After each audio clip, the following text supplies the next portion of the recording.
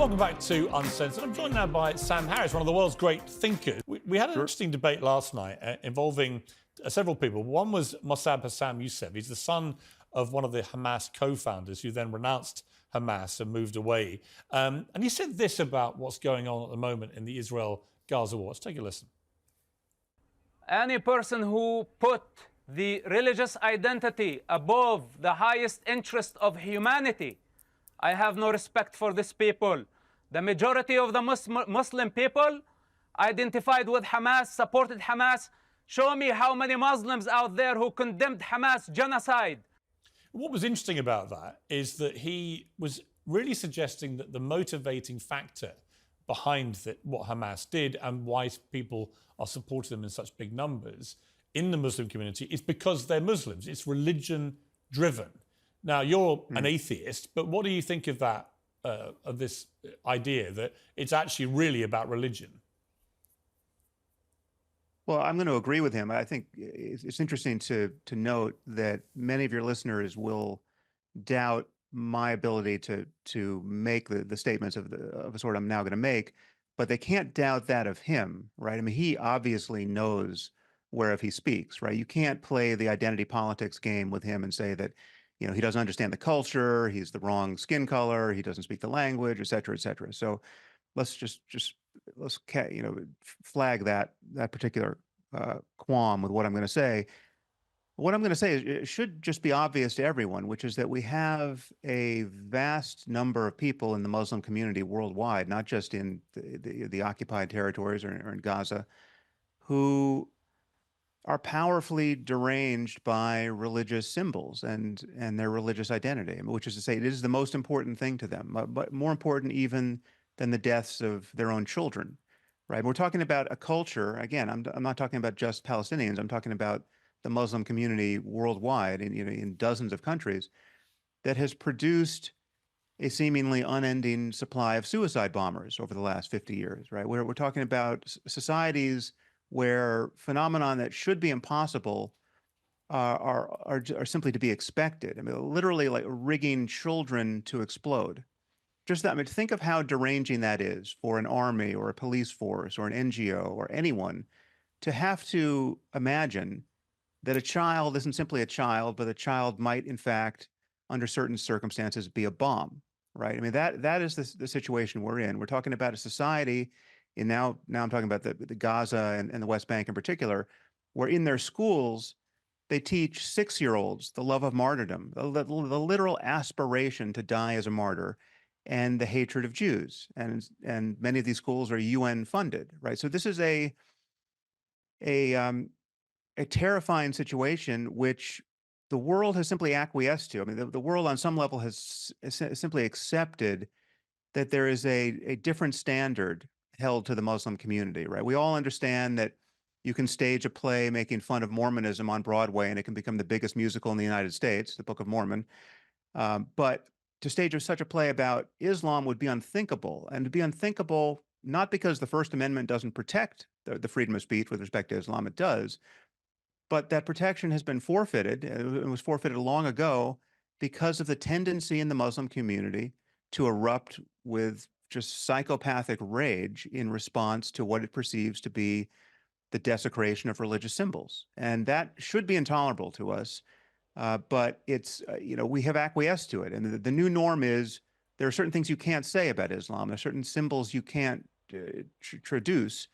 And it's because we know that tens of thousands, even hundreds of thousands of people will march into the streets, even in the capitals of Europe, in response to those blasphemies. Could you flip the argument the other way too?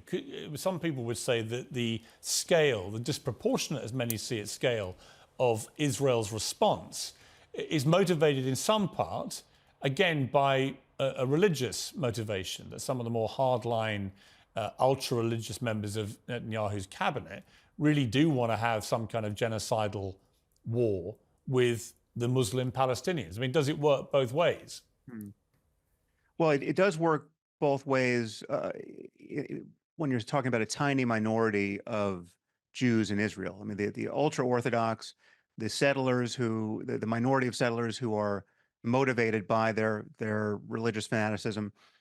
Yeah, I think those religious claims upon real estate in the Middle East are not justified, and they aren't, in fact, part of the problem. And so, yes, the settlements in the West Bank are certainly provocative, and they should be disallowed, right? If we were ever going to get to a two-state solution, part of the remedy there is to disenfranchise the religious maniacs on the Israeli side. But in terms of the scale of the problem, it is orders of magnitude smaller. I mean, not just for that particular region, but for the whole world. I mean, we're talking, there are 15 million Jews on earth. Most of them are impressively secular. Most believe very little that would motivate a person to want to die for their religious identity. The hard question I would the ask, real justification. yeah, I just on that, I would just say, I just wonder whether you think that what is going on now in Gaza, the kind of obliteration of a lot of Gaza, the mass killing of civilians and so on, which Israel will justify by saying they're trying to get rid of a terror group. I understand the thinking, but the execution has been so increasingly indiscriminate that is there not a danger that it actually massively increases the radicalization problem rather than remove it? Well, there's two pieces to that answer. One is that the real problem of radicalization, I would say, is not connected in any kind of rational way to real world grievances, right? I mean, so the real problem of radicalization is the level of ideas, right? Ideas around martyrdom and jihad that easily cross borders, and as we saw with the Islamic State, can easily win recruits from 100 countries. I mean, so you literally have people who have no discernible grievance against anyone. I mean, you have somebody dropping out of medical school in London going to fight with the Islamic State purely on the power of certain ideas, right? So that's a larger problem of jihadism and specific religious beliefs that are endemic to Islam, and that it is taboo to criticize. If you're a Muslim, you certainly risk your life and with charges of apostasy and blasphemy if you criticize these ideas.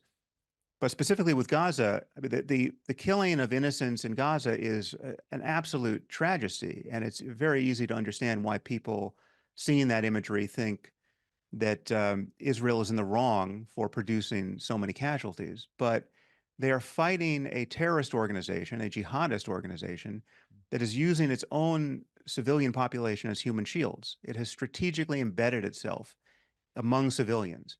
It wears civilian clothing, right? It put its headquarters under a hospital. It prevents civilians from leaving to safer areas because it wants to produce carnage, because carnage is an advantage in this PR war against Israel.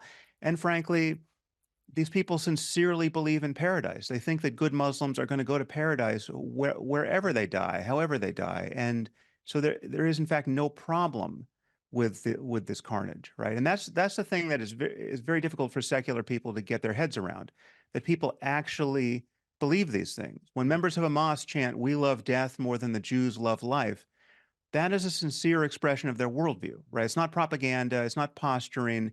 It is a confession of a psychological state of mind and of a worldview. And we doubt that at our peril, right? I mean, this is the issue. We're dealing with a suicidal death cult that doesn't care about its own civilian casualties. In fact, its own civilian casualties are an additional advantage for it. Sam Harris, great to talk to you again. I really appreciate you coming on and speaking with such clarity about a complex issue.